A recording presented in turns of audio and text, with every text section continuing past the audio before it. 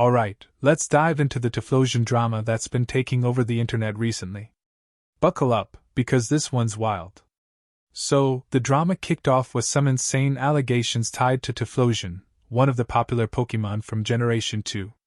Things started to spiral when leaks surfaced online suggesting some really dark, bizarre lore about human Pokemon relationships, specifically involving Typhlosion.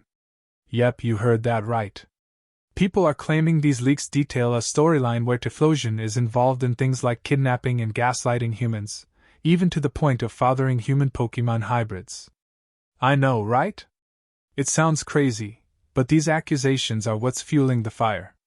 At the center of it all is a Greek mythology-esque narrative that many are saying was written by someone at Game Freak, though it's important to point out, it's not canon.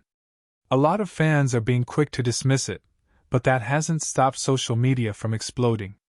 There's this sort of meme war going on now, with fans of other Pokemon like Slaking and Vaporeon jumping in and throwing shade because, well, those Pokemon have their own sordid lore baggage too.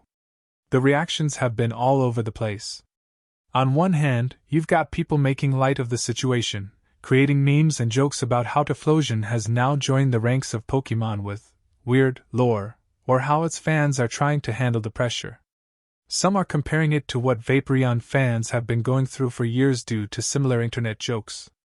On the other hand, there's a faction that's absolutely disgusted, expressing how over the top these leaks feel, with some calling for people to stop perpetuating the jokes or even asking for apologies.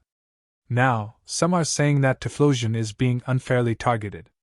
Memes like #JusticeForTyphlosion and #NotAllTyphlosions have popped up, where people argue it's ridiculous to paint an entire species of Pokemon based on this non-canon, seemingly fanfiction-esque lore leak. But let's be real, this stuff is all over the place right now.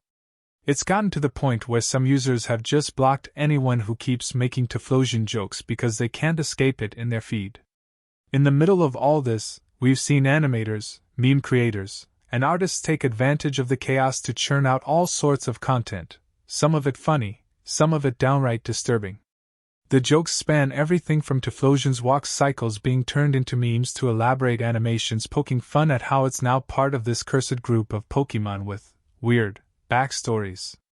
What makes this even messier is that a lot of the backlash doesn't just target Typhlosion itself. People are dragging Game Freak and Nintendo into the mix, asking, "How did we get here?" with many confused about how this kind of lore could ever have been considered. There are accusations that this whole mess ties back to deeper issues in how Pokemon lore has been handled over the years, with some saying it's a case of Greek myths meeting the Pokemon universe gone wrong. Others are speculating that all of this could have been a strange misunderstanding from early development ideas that never made it into the final games. And let's not forget the other Pokemon caught up in this whirlwind. Slaking, Hypno, Vaporeon, and even Octillery have been roped into this drama in various ways, as people joke about them having their own skeletons in the closet.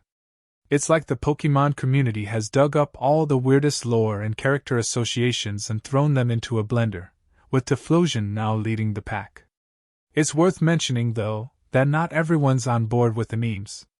Some fans are genuinely upset about how this whole situation has tarnished one of their favorite starters. Many grew up with Cyndaquil and its evolutions, and seeing Typhlosion dragged through the mud like this has some people asking for others to chill out and stop spreading what they see as misinformation or jokes in poor taste. In the end, this drama has left the Pokemon fandom divided.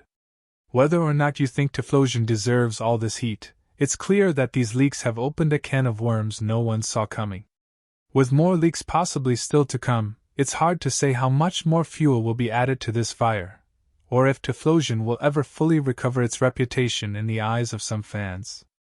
One thing's for sure, though, this is the kind of internet moment that's going to be remembered in the Pokemon community for a long time. So, what do you guys think? Is Typhlosion innocent, or is there something more to these allegations? Let me know your thoughts in the comments, and don't forget to like and subscribe for more updates on this wild Pokemon situation. Until next time.